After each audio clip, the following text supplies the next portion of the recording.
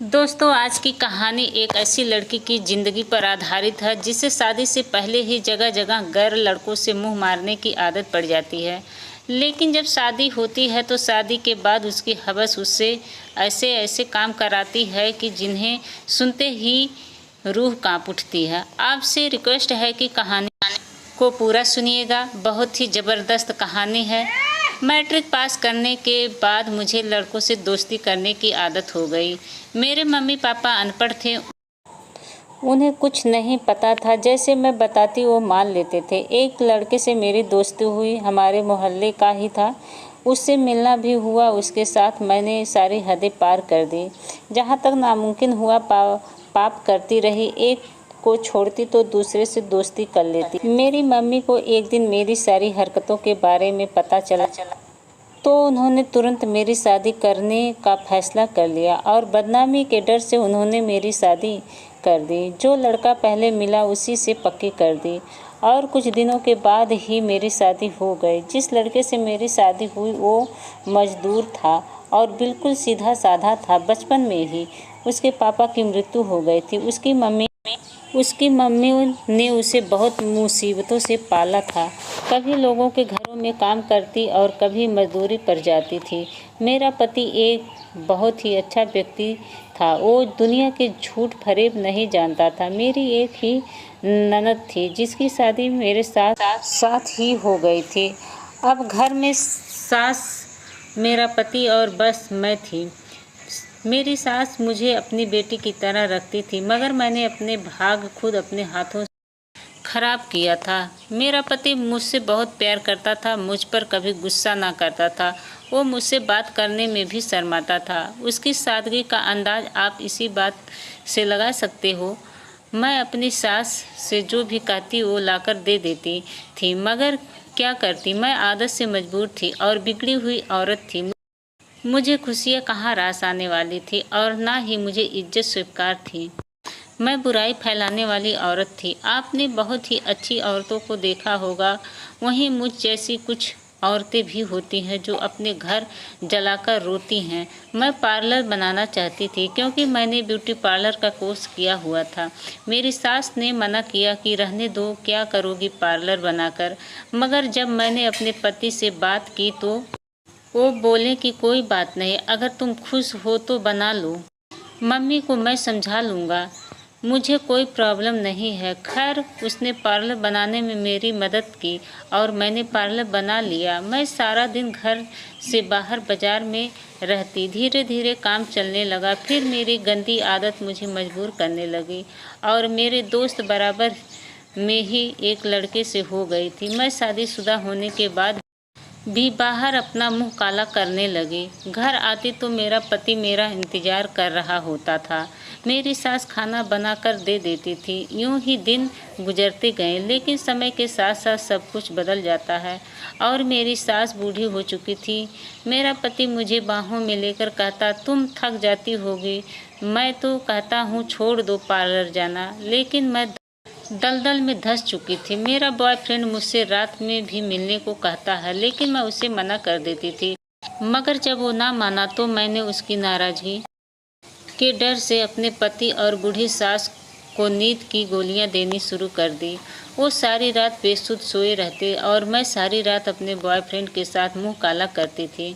और कुछ दिनों बाद मेरी सास दिल की मरीज हो गई। शायद ये ज़्यादा नींद की गोलियां खाने से हुआ था। दिन पर दिन उनकी बीमारी बढ़ती गई और एक दिन वो हमेशा के लिए गहरी नींद सो गईं।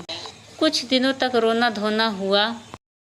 मैंने सोचा पार्लर जाना छोड़ दूं, लेकिन घर में रहकर बहुत ज़्यादा बेचैनी होती थी। मेरा पति सारा दिन मजदूरी करता। वो दिन भर का थका हारा घर आता और खाना खाकर सो जाता। और एक दिन वो मुझसे अचानक पार्लर छोड़ने को कहने लगा। वो चिड़चिड़ा सा होने लगा था। मुझे पार्लर जाने से रोकने लगा। मैं फिर से उसे नींद की गोलियां खिलाने लगी।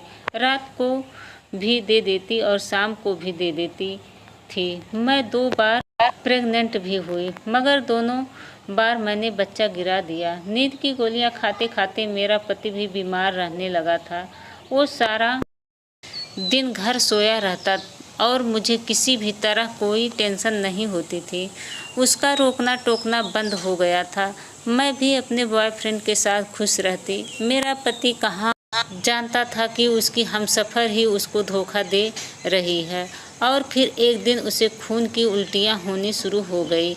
मैं उसे हॉस्पिटल ले गई। डॉक्टर ने बताया, आपका पति नशा करता है, जो अब जहर बन चुका है। इसका खून भी खराब हो चुका है। इसके इलाज में बहुत सारा पैसा लगेगा।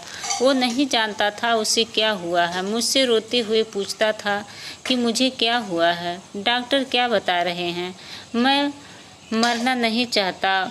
उस रात वो मेरी गोद में सिर रखे बच्चों की तरह रो रहा था। मेरे हाथों को बार बार चूम रहा था और बोल रहा था कि मुझे बचा लो, मुझे जीना है, मैं मरना नहीं चाहता। उसका पूरा शरीर कांप रहा था, मुझसे पानी मांग रहा था। वो मौत की तरफ बढ़ रहा था और मेरा ज़मीर जिंदा हो रहा था। मेरे हाथों में उसकी सांसें धीमी हो रही थी। मैंने कितना बड़ा पाप। मैंने पानी का गिलास उसके मुंह से लगाया ही था कि वो बेजान हो गया। मेरे हाथों में ही उसकी सांसें थम गई थी। मुझे अपने आप से भी डर लगने लगा था कि मैं कितनी कमीनी हूँ। मैंने चीखना शुरू कर दिया। मेरी ननद ने मुझसे अपने भाई के मरने की वजह पूछी तो मैंने उस पर नशा करने का इल्ज़ाम लगा दिया। मैंने 2 लोगों की मौत को घाट उतार दिया। मैं कातिल हूँ, हैवान, क्रूर, बुरी नस्ल वाली औरत हूँ। औरत मुझ जैसी भी होती हैं जो सिर्फ घरों को जलाना जानती हैं। औरत मुझ जैसी भी होती है स्वार्थी, जो सिर्फ अपना हित देखती हैं। औरत मुझ जैसी भी होती हैं सीने से लगाने वाले को बर्बाद कर देती हैं। औरत मुझ जैसी भी होती है जो हंसते बसते घर में आग लगा देती हैं, अच्छे खासे घर को उजाड़ देती हैं। वो मुस्कुराता हुआ चेहरा मुझे आज भी याद है, जो पहले दिन मेरे सामने आने पर शर्मा रहा था। मैंने उसे मार दिया। मरकर भी उसकी आत्मा को शांति नहीं मिली होगी, क्योंकि उसकी जीवन साथी ही उसकी मुजरिम थी। उनके कुछ दिनों बाद ही मैं भी कैंसर जैसे भयानक बीमारी में फंस गई। डॉक्टर कहते हैं मुझे ब्लड कैंसर है। मेरे मम्मी पापा ने भी मुझे अकेला छोड़ दिया। वो कहते हैं मेरी बीमारी का खर्च वो कहाँ से उठाएंगे।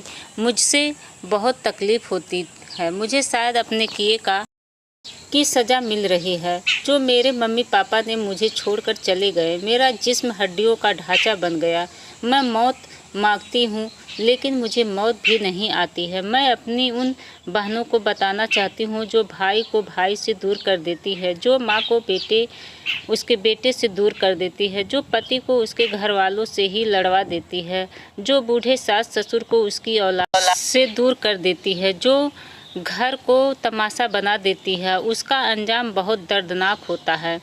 सभी बहनों से हाथ जोड़ती हूँ, एक ज़िंदगी है, उसका मोहब्बत प्यार से एक दूसरे की गलतियों को बर्दाश्त करके अपनी ज़िंदगी को स्वर्ग बना लो। मेरी गलतियों को और मेरे पछतावे को समझो, मेरी बेबसी को सुनो।